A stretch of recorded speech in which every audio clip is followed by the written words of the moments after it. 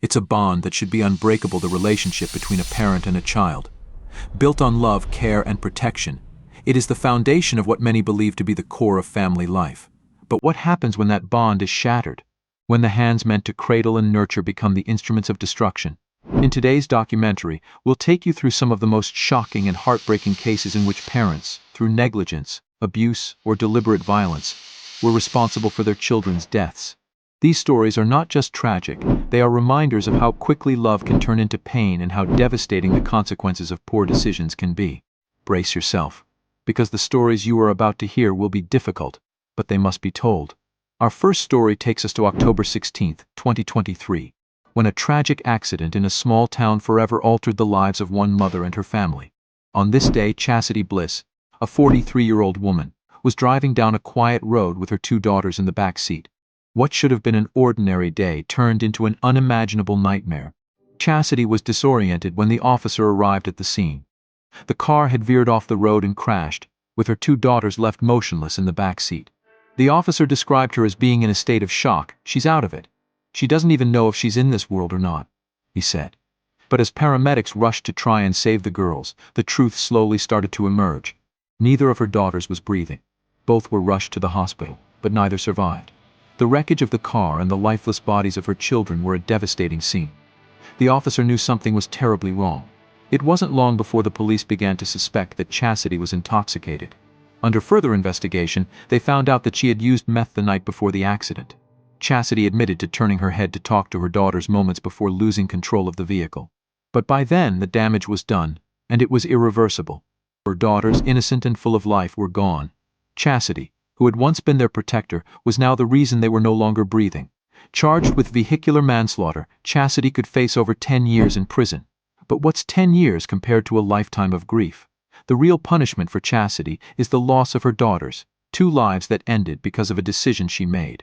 The officer's words echoed in everyone's minds as the case unfolded. She didn't even know where her kids were, a tragic symbol of just how far gone Chassidy was on that fateful day.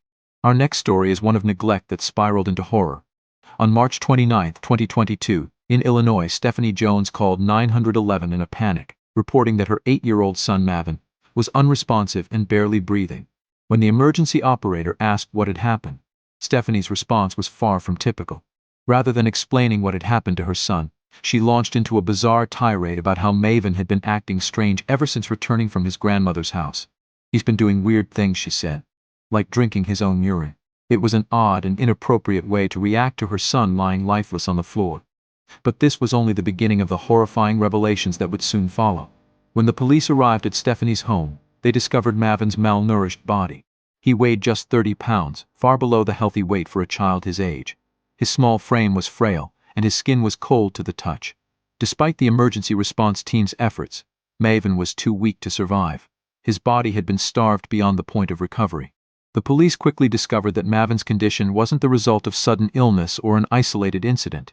It was the consequence of long-term neglect and abuse. His room had no door handle, only a rope tied to keep him locked inside. There were no sheets on his bed, just a bare mattress. A sign on the door forbade his brother from feeding him. The truth was that Mavin had been systematically abused by both Stephanie and her husband, Brandon Walker. They starved him, locked him away, and ignored his cries for help. While Mavin wasted away in isolation, his parents went about their lives, neglecting the one duty they had, to care for their children. After a thorough investigation, both Stephanie and Brandon were arrested and charged with 6 counts of first-degree murder. In court, Stephanie pleaded guilty and was sentenced to 100 years in prison. Brandon, who took his case to trial, was found guilty and sentenced to life without parole. The tragic story of Mavin Jones is a grim reminder of how some parents can become the very monsters they are meant to protect their children from. Our next case takes us to Ohio, where a father committed a crime so horrific it sent shockwaves through the entire nation. On June 15, 2023, police received a series of frantic 911 calls. Chad Duerman, a 37-year-old father, had just murdered his 3 sons in cold blood. The 911 calls were filled with terror. One caller, a young girl, ran down the street screaming that her stepfather was killing everyone in her family. When officers arrived at the scene, they were met with a chilling sight. Chad Duerman was sitting calmly on his front porch, staring blankly at his wife. She was kneeling on the ground, desperately trying to resuscitate their children, but it was no use. All 3 boys were dead, their lives stolen by the man they called Dad. "Stand up. Show us your hands," the officers shouted as they approached Chad, unsure if he was still armed. For a moment the officers hesitated. Was this man about to lash out again? But Chad made no sudden moves. He simply stood up, hands raised, and allowed the officers to arrest him without a fight. As they cuffed him, Chad muttered, "I ain't going to hurt nobody." The words rang hollow. His sons lay dead just feet away. The story of Chad Durman is one that leaves more questions than answers. Why would a father kill his own children? What could drive a man to commit such an unimaginable crime? In the aftermath of the murders, Chad was charged with 9 counts of aggravated murder, 4 counts of felonious assault, and 8 counts of kidnapping. His sentence: life in prison without parole. But for the community, for the surviving family members, and for the officers who responded to the call, the emotional scars of this tragedy will last a lifetime. Chad Durman may be behind bars, but his crime has left an indelible mark on all those who knew his sons. Now we turn to Washington, where on March 27, 2024, a missing person report was filed for 4-year-old Ariel Garcia. His mother, Janet Garcia, was the last person to see him, and when deputies tracked her down near a rehabilitation center, she gave them a story that didn't quite add up. Janet told the deputies that Ariel had fallen earlier in the day but was fine.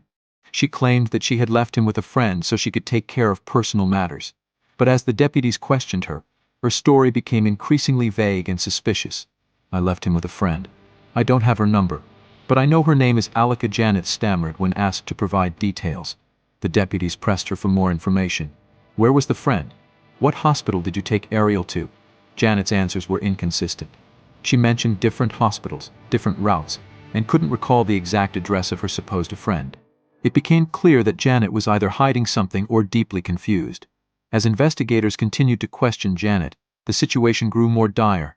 She couldn't explain how she knew the friend or why she had left her child with someone she could barely describe. And then, the worst possible scenario unfolded. On March 28, 2024, Ariel's body was found in a secluded forest. He had been beaten and left to die. The joyful, innocent face of a 4-year-old was now lost forever. Janet Garcia was immediately arrested and charged with first and second-degree murder, as well as assault on a child. She pleaded not guilty, but the evidence against her was overwhelming. Her bail was set at $3 million, and she faces life in prison if convicted. The horrifying reality is that Ariel never stood a chance. His mother, the one person he relied on most, was the one who took his life. Our next story brings us to a hospital in January 2023, where 19-year-old Alexi Trevizo walked into the emergency room complaining of severe back pain. What the hospital staff didn't know was that Alexi was hiding a deadly secret. After a few hours of examination, Alexi asked to use the restroom. She stayed inside for an unusually long time. 20 minutes passed before she emerged. When she returned to her hospital bed, the cleaning staff went into the bathroom and made a horrifying discovery. Inside the trash can, wrapped in a plastic bag, was the body of a newborn baby. Alexi had secretly given birth in the bathroom and attempted to dispose of the baby like it was garbage. When confronted by the hospital staff, Alexi initially denied ever being pregnant. "I've never had sex," she claimed. But the pregnancy test results didn't lie. The baby was hers, and the evidence was overwhelming. The hospital staff called the police, and Alexi's mother was in shock. As Alexi broke down and admitted to what she had done, she tried to downplay the severity of her actions. "The baby wasn't crying. It just came out. I didn't know what to do," she sobbed. But regardless of whether the baby was crying or not, Alexi's decision to throw her newborn in the trash turned this into a criminal investigation. The baby had been alive at birth. This was no stillbirth, and Alexi had chosen to conceal the pregnancy and the birth. Over the course of 5 months, investigators worked to gather evidence, and in May 2023 they obtained an arrest warrant for Alexi. She was charged with first-degree murder, child abuse, and tampering with evidence. The crime was cold and calculated. Instead of asking for help, instead of alerting hospital staff to the situation, Alexi tried to hide the baby's existence.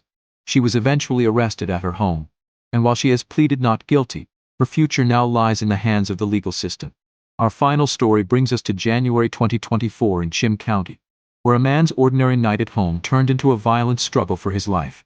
The man, whose name has been withheld for privacy, was asleep when his wife and daughter entered his room, armed with a frying pan and a knife.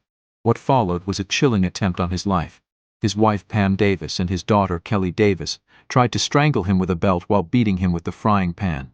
The man managed to escape, running to his neighbor's house, covered in blood, and called 911.